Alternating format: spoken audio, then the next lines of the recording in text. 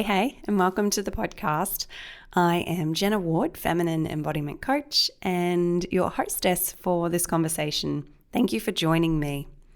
So today we're speaking about procrastination, a problem or a power move by your very wise body.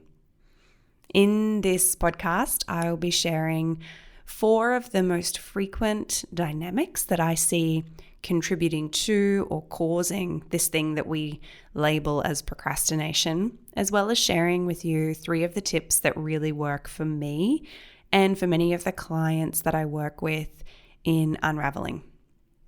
So let's dive in. Welcome to the School of Embodied Arts podcast. I'm your hostess, Jenna Ward, Feminine Embodiment Coach, here for our weekly explorations of living, leading, and coaching as emotionally empowered, sensually alive, and magnetic women.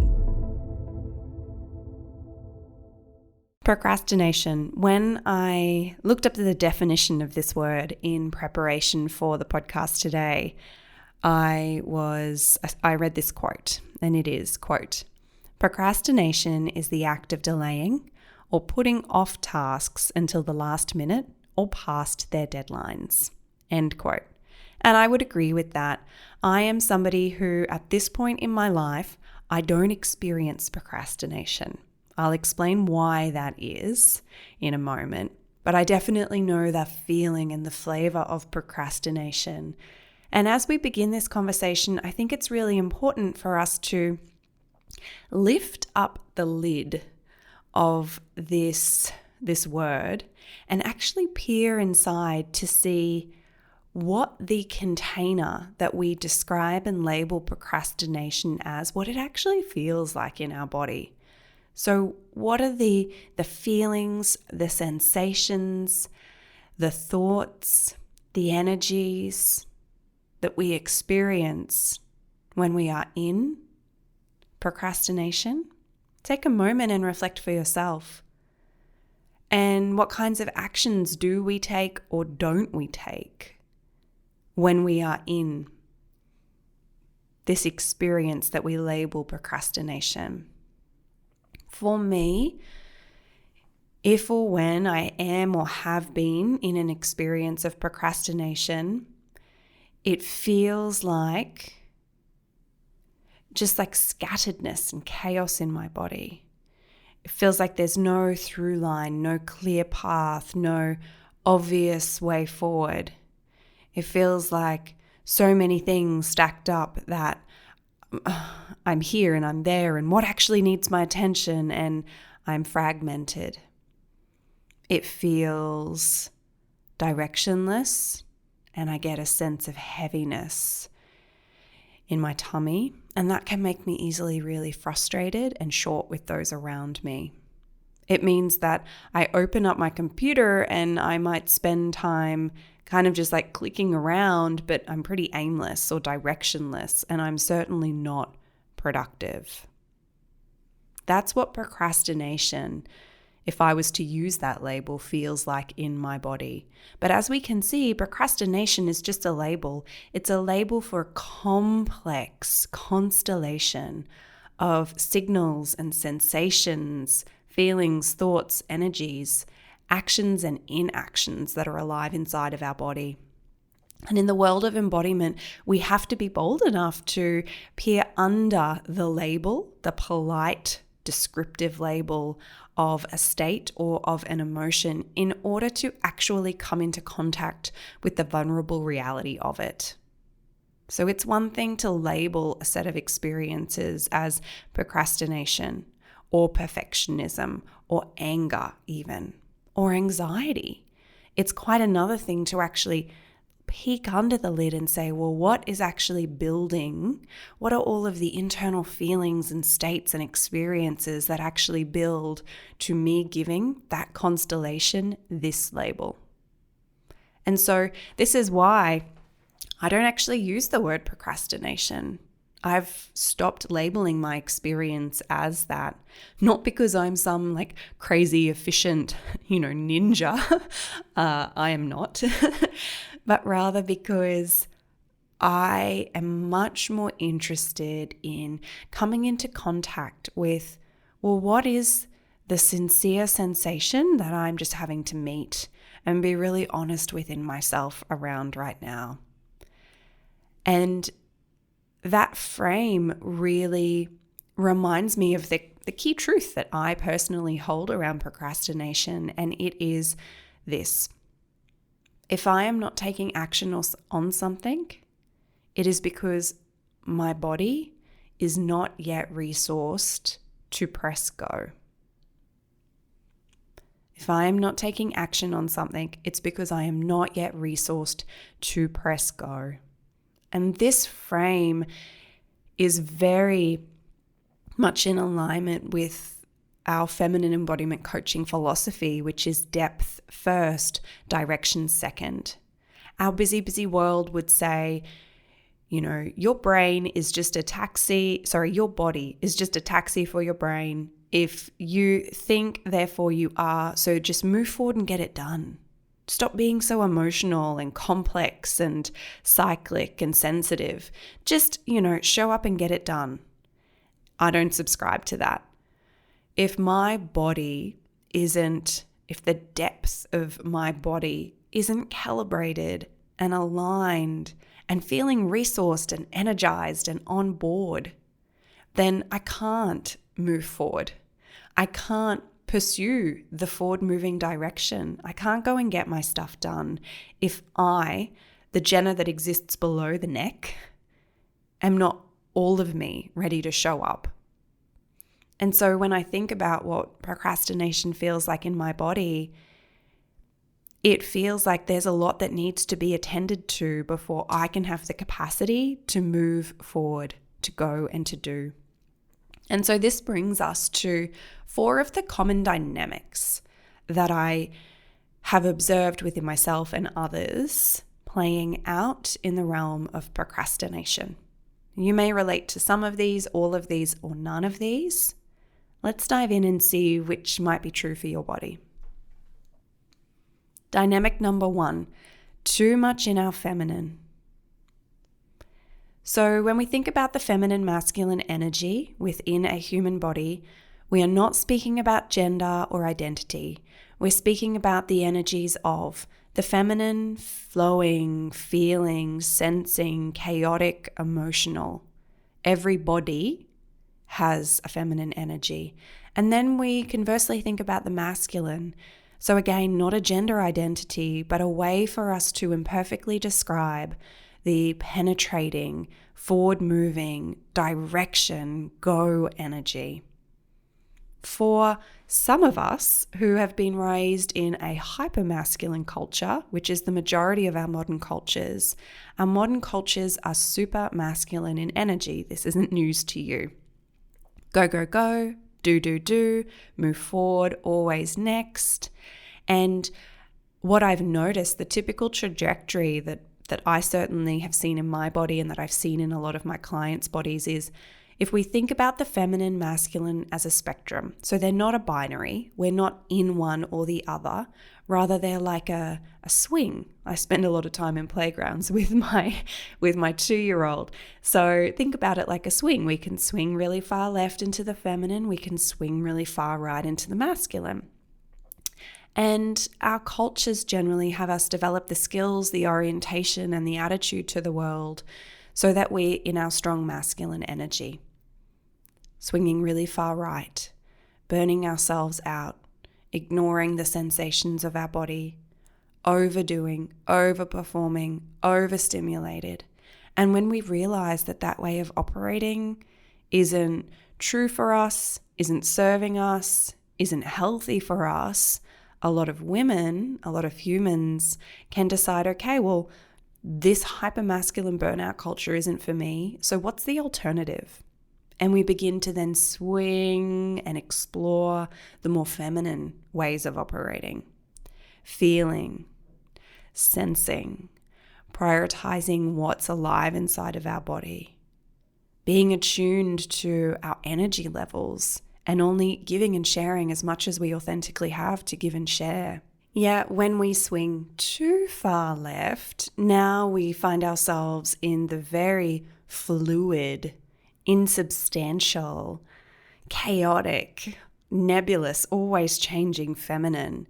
And this swing really far to our feminine left can also make it really hard to get things done. I find myself and a lot of women have been worried, if I leave this beautiful, sensitive, feminine place to swing back towards more masculine, more structure, more direction, I'm worried and I'm fearful that it will get too heavy again. And so we can find ourselves in a bit of immobility. In the deep feminine, it's sometimes difficult to get things done. And yet if we return more towards a masculine structure, it might get heavy and tend towards burning out again. And this is a really delicate dance. I can understand why many of us may have a post-hypermasculine apprehension at swinging back that way. And so the first dynamic here, being too much in our feminine, is definitely a frequent cause of procrastination, because without some masculine direction, depth, and doing energy, we can just be in an infinite swirl. There's a number of different tools, techniques, and trips that I use around this, and I'll be sharing some tips at the end of this podcast. I also share a number of the balanced structures that I use in our workshop, the Embodied Entrepreneur Workshop, which you may desire to check out at jennaward.co. The second dynamic is too many tasks on and feeling overwhelmed.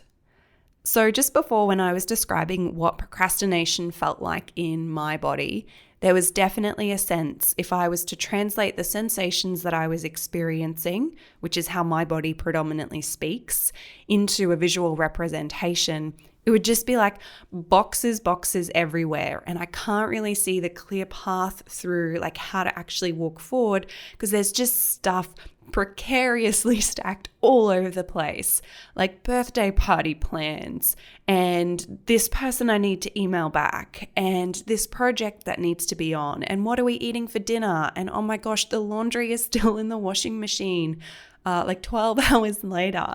So there's just boxes everywhere. And when there's too many tasks on, it's really so easy for us to feel overwhelmed. One of the factors that relates to this is that modern women, myself included, we've been sold this idea, or we've rather been conditioned into this idea that women are really good multitaskers and that the ability to multitask is a virtue. For me, I know that when I have too many tasks on, I spend a lot of my energy, I use a lot of my energy just figuring out what needs my attention. Not even actually starting the task or the project, but just figuring out what needs my attention.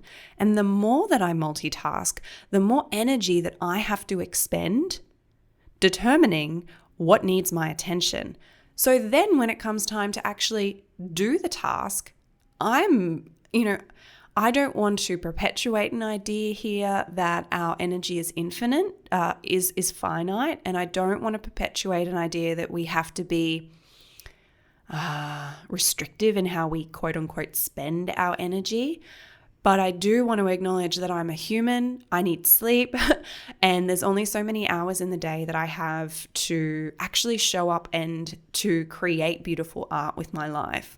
And if I'm spending a lot of that time and a lot of that energy just deciding which task to do, because I've taken on this idea that I can multitask everything as a virtue, by the time I actually start doing, I'm like 7 points down and my doing is a lot less resourced, a lot less productive, and a lot less efficient. I'm curious, do you identify as a multitasker? What does that mean that you take on above and beyond what's actually healthy for you? Where do you not delegate or ask for help because you feel like you should be able to multitask and do it all on your own. I feel like a lot of additional opportunities have been created and opened for women in the past several generations, and that's an ongoing process. And yet with all of these additional opportunities that have been put onto our plate, not a lot has been taken off our plate. And this can very easily lead to an overwhelm, which is not a failure of you as a human. It's a failure of our culture to take care of us. And then we label it as procrastination and a defect within ourselves when it's actually not. It's actually a question of capacity. One of the key questions that I like to sit down and ask myself is just what is just the one next step to success here? What's the one next step? And that process that I just said, I sit myself down to ask. So I give myself some time to ponder. My body needs to just analyze all the boxes that are in front of me. My body needs time just to contemplate what is the next step towards success. And this sitting is what I describe in the principles of feminine leadership. It's what I call calibration. When we're not yet in the doing, but we're aligning our body to get ready to do. Calibration, pondering, distilling all the information. It's something that I spend a big chunk of my time as a mother, as somebody who runs a household, as a business owner. I spend a lot of time calibrating so that I can just take a second to let my body catch up with everything that needs to be done, and then what's our one next step? Am I feeling clear in that next step? Is that next step getting all of my attention? Is there something that I need for that next step to happen with a greater sense of pleasure or ease? So here's some examples. I'm recording this on a Wednesday morning. Thanks for joining me for this conversation. And I really knew that I was due to record a podcast. And I also, that was just in the back of my mind, but there was 50 other things that also needed to happen. So this morning when I showed up for my work, I've been at work, quote unquote, with a few interruptions from a young, excited human. I've been at work for about 2 hours and I am 20 minutes into this podcast. That's the amount of work that I've actually produced, because this morning, in order for me to show up and record this podcast for you, I needed to do a movement practice and just decompress and resensitize my body. I wanted to sit into the energy of procrastination and just take some time to really gather my thoughts so that I could share with you something really valuable. And there are so many browsers that were open with things that needed to be done on my computer, probably some really important stuff. And I just shut it all down. I just pressed X on all of it because I wanted to show up here with a singular devotion. Another example, my little one woke up from a nap the other day, and my little one and I had the afternoon together. And I was thinking, what are we going to do?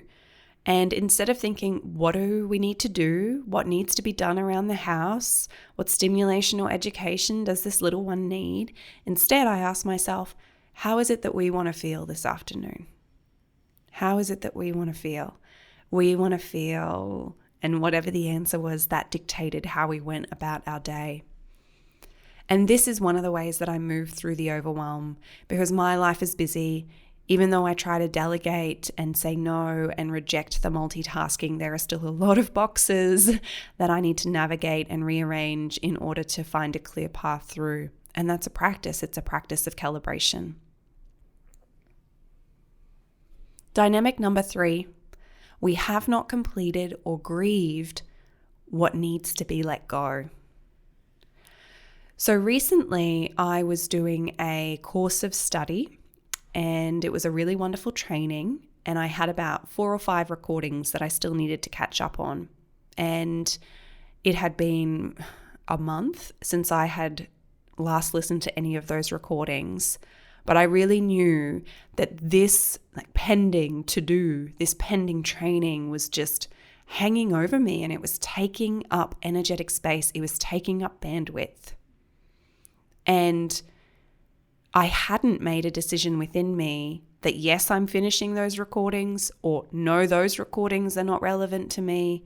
And I hadn't actually completed that old experience.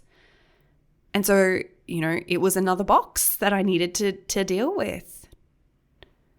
For me, you get to decide what is complete and what is not complete. But the action of deciding that something is complete, that is a process or a ritual that needs to take place within each of our bodies.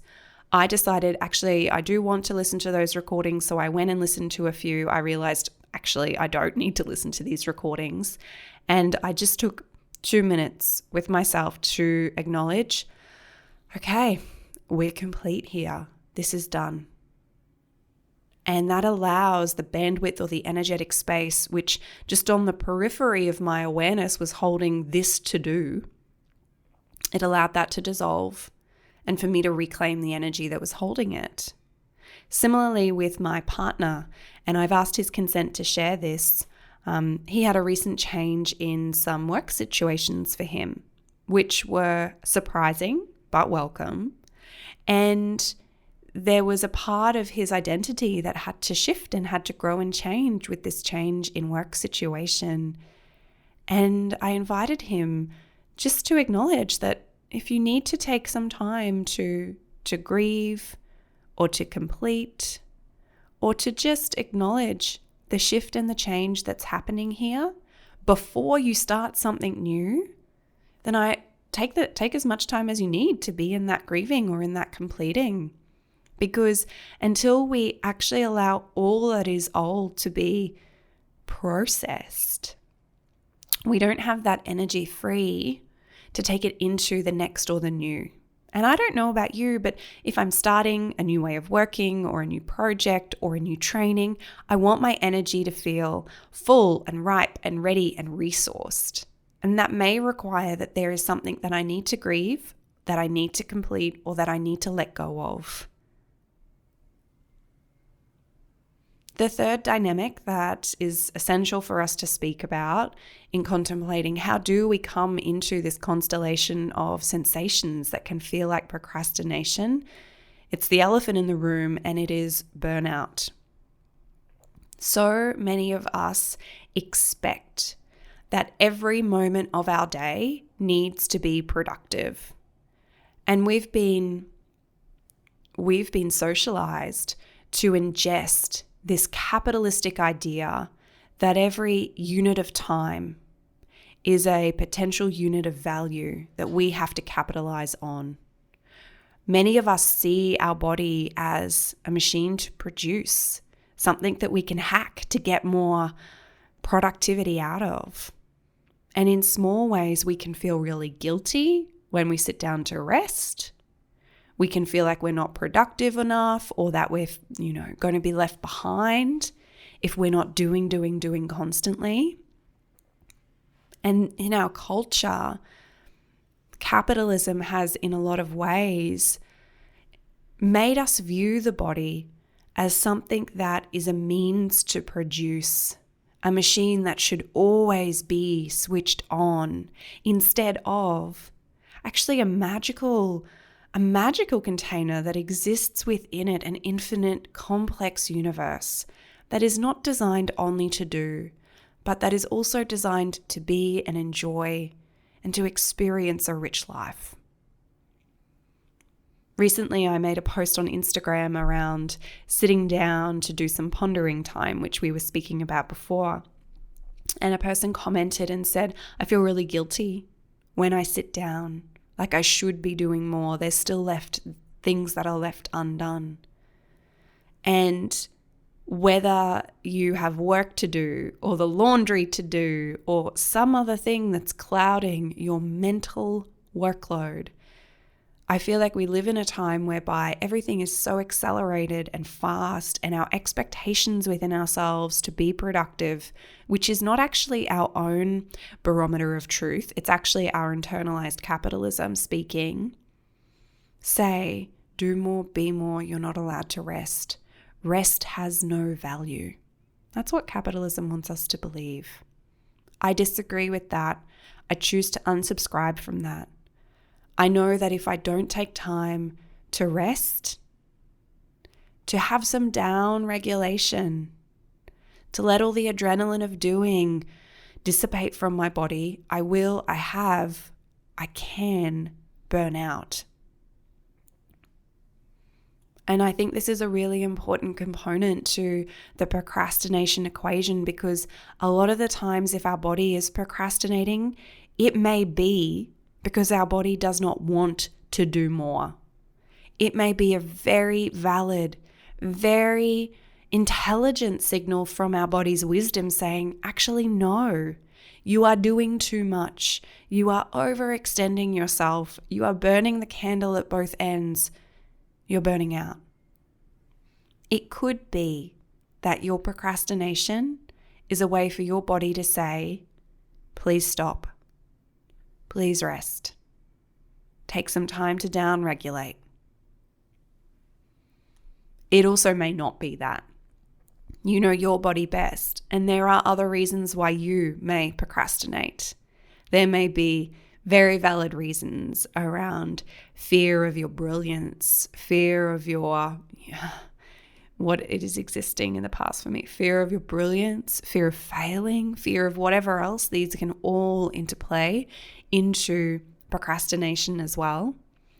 And so I'm simply, hopefully, in this podcast, presenting some ideas for you to ponder and to try on and to see what fits for the constellation of sensations and cues that is building up to this label of procrastination that you may have. 3 tips that really work for me is the next thing that I wanted to share as we begin to wrap up this podcast. So 3 different strategies or approaches or ideas. The first is a long game consideration, and it is this. I believe in order to fundamentally address our procrastination or our procrastination-like tendencies, we must reassess our internal expectations of how productive our bodies can be or should be. So just that begins by noticing what you say to yourself, how you judge others around how productive or unproductive they are. This is stuff we inherit from our parents, inherit from our culture, and a lot of the times the truths, in inverted commas, the truths that we're holding around productivity are not actually our truths. So what are your expectations, and are those expectations serving you? Tip number 2. You've always got to zoom out and reassess what is actually required to create success. When we are in the minutiae of doing, we're just only looking at the 1 or 2 boxes that are right in front of us, and we actually haven't zoomed out to really read the room and to see, is there an easier path to do this? Is there a quicker way? Is there somebody who can come in and help me with these boxes? Zooming out to reassess what's actually required to create success is a very important practice. And it's a practice that isn't immediately linked with doing. It's a more contemplative practice. One of the things I love to do, and I speak about this in more detail in the Embodied Entrepreneur Workshop, is I do a big brain dump of everything that's in my head. All of the different family or business or creative or personal to-dos, just everything I can think of, I get it out of my head. And then I actually have a good look at it. What's actually required here? And what is the next step towards success? Tip number 3, which we've touched on already, is to spend time calibrating. So what I mean by calibrating is sitting in the pondering, unraveling the tension that might be alive inside you, taking some time to make the decisions, to meet the fears or apprehensions before you go ahead to do. And this is really what embodiment, feminine embodiment, embodiment coaching is about. It is about calibrating your depth and making sure you have access to all of the resources that are your birthright, all of the resources and the fuel of your feminine depth before you move forward to do. For me, one of the big things that helps with my calibration is an embodied movement practice. Also, spending time pondering so that I can really be clear about, okay, this is my next step. This is how I want to feel in that next step. This is required for me to get into that state of feeling. And so now, after all this calibration, we can move forward into the doing. And I want to acknowledge there's a lot of privilege in that. I have the privilege and the resources to take that time. Not every day, but 1 or 2 times a month, I can do that because I have other people that care for my child. I can afford to spend time in this way. I want to call myself out on that language, spend time in this way. I'm not spending my time. I am choosing to use my time in this way. There's privilege wrapped up in that. But whether we have that privilege or not, if we are complicit with this system of overdoing and over-expecting, then we are part of the perpetual issue, and we're unconsciously teaching this embodiment, this hyper-masculine, hyper-doing embodiment. We're unconsciously teaching it to those who are around us, including the next generation. And I want so much more for all of us than that. So, as we wrap up procrastination, I hope that you may now be seeing it as a power move by your wise body instead of a problem, because I believe that's what it is. If you're interested in diving deeper into some of the principles of doing, particularly if you're an entrepreneur, I invite you to come and check out the Embodied Entrepreneur Workshop. Details are over at jennaward.co. Thank you, as always, for joining us for this podcast today. It's been a joy having this conversation with you. If you loved this episode and want to explore more like it, head over and subscribe on iTunes or jump across to jennaward.co/podcast, and we will lovingly hand deliver the best of the podcast as well as new episodes to your inbox each week.